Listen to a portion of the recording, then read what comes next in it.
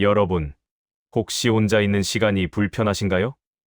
아니면 오히려 편안하신가요? 나이가 들면 이상한 일이 생깁니다. 젊을 때는 친구들과 어울리는 게 즐거웠는데, 이제는 혼자 있는 게 더 편해집니다. 그런데 주변에서는 혼자만 있으면 안 된다. 사람들과 어울려야 한다고 말하죠. 정말 그럴까요? 독일의 철학자 쇼펜하우어는 말합니다. 고독의 장점은 크고 단점은 작다. 많은 사람들이 고독을 두려워하지만 사실 고독은 우리에게 평온과 자유를 주는 소중한 시간이라는 것입니다. 오늘은 쇼펜하우어가 말하는 고독의 장점에 대해 함께 이야기해 보겠습니다. 쇼펜하우어는 평생 독신으로 살았습니다. 프랑크푸르트의 아파트에서 혼자 지내며 매일 규칙적인 생활을 했죠. 아침에 일어나 글을 쓰고 오후에는 산책을 하고 저녁에는 책을 읽었습니다. 그의 유일한 친구는 푸들 강아지였습니다. 사람들은 그의 삶을 외롭고 쓸쓸하다고 생각했습니다. 하지만 쇼펜하우어 자신은 전혀 그렇게 느끼지 않았습니다. 오히려 그는 혼자 있는 시간을 통해 깊은 사색을 할 수 있었고 위대한 철학을 완성할 수 있었습니다. 쇼펜하우어는 이렇게 썼습니다. 세상에 완전히 흠없는 행복은 없다. 고독 역시 그렇다. 많은 장점이 있지만 그 속에도 작은 단점은 있다. 그러나 그것은 아주 일부에 불과하며 오히려 사람들과 어울려 사는 것보다 훨씬 수월한 길이 된다. 그는 또 이렇게 말했습니다. 고독은 때로 사람을 예민하게 만들지만 그로 인해 얻는 평안과 자유가 훨씬 크다. 남에게 휘둘리지 않고 자기 시간을 온전히 누릴 수 있다는 점은 무엇과도 바꿀 수 없는 이점이다. 부산 해운대에 사시는 72세 김순자 씨의 이야기입니다. 김 씨는 평생 사람들과 어울리며 살았습니다. 친구들과 수다 떨고 모임에 나가고 동창회도 빠지지 않았죠. 그런데 70세가 넘어서면서 이상한 변화가 생겼습니다. 사람들과 만나고 나면 너무 피곤한 겁니다. 처음에는 자신이 이상해진 건가 싶었습니다. 나이 들어서 사람 만나는 게 싫어지면 치매 오는 거 아닌가 걱정도 했죠.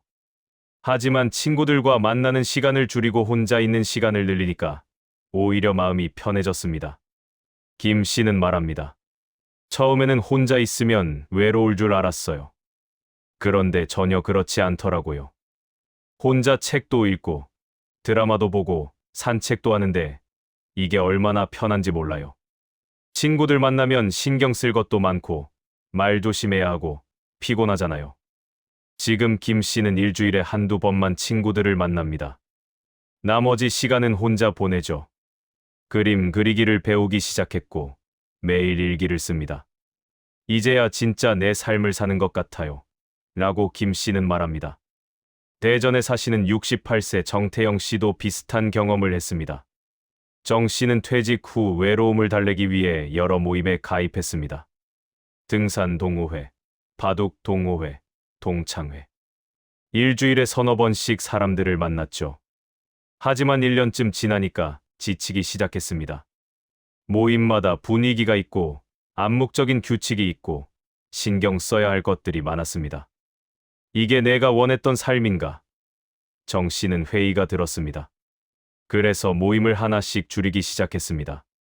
주변에서는 사람들과 어울려야 건강에 좋다고 말했지만 정 씨는 자신의 직감을 믿었습니다. 지금은 정말 친한 친구 몇 명만 만나고 대부분의 시간을 혼자 보냅니다. 매일 아침 혼자 커피를 마시며 신문을 보고 오전에는 집 근처를 산책하고 오후에는 독서를 하거나 음악을 듣습니다.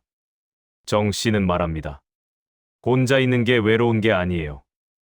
오히려 혼자 있을 때 내 마음 소리를 들을 수 있어요. 쇼펜하우어는 이렇게 말합니다. 고독은 두려워할 대상이 아니다. 오히려 고독은 우리의 마음을 단단하게 하고 세상에 휘둘리지 않는 힘을 길러준다. 그렇다면 우리는 어떻게 고독을 즐길 수 있을까요? 첫째, 고독에 대한 편견을 버리세요. 혼자 있는 것이 외로운 것이 아닙니다. 혼자 있어도 충만할 수 있고 여럿이 있어도 외로울 수 있습니다. 중요한 것은 양이 아니라 질입니다. 둘째, 혼자만의 시간을 계획하세요.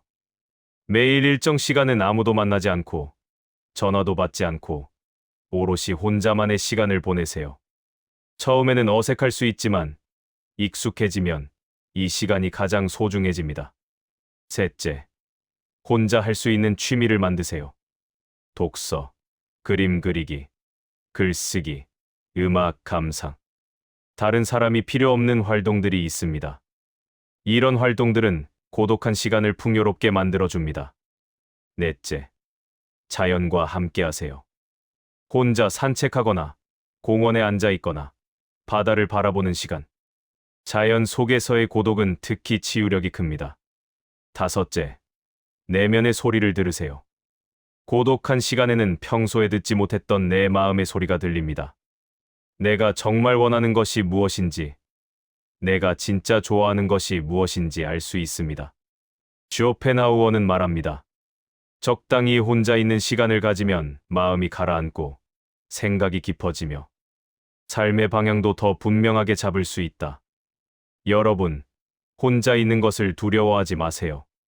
고독은 외로움이 아닙니다. 오히려 고독은 나 자신과 깊이 만나는 소중한 시간입니다.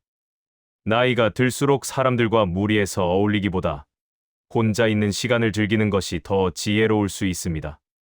물론 사람들과의 관계도 중요합니다.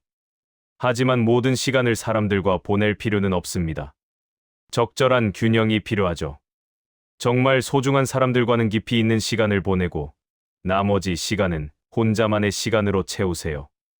오늘 저녁 혼자만의 시간을 가져보세요. 조용히 차 한 잔을 마시거나 좋아하는 음악을 들으면서 나 혼자 있는 이 시간이 얼마나 평온한가를 느껴보세요. 쇼펜하우어가 말한 것처럼 고독의 장점은 크고 단점은 작습니다. 고독을 두려워하지 말고 오히려 즐기세요. 그것이 노년을 평온하게 사는 지혜입니다. 혼자 있는 시간을 사랑하는 여러분 모두를 응원합니다. 감사합니다.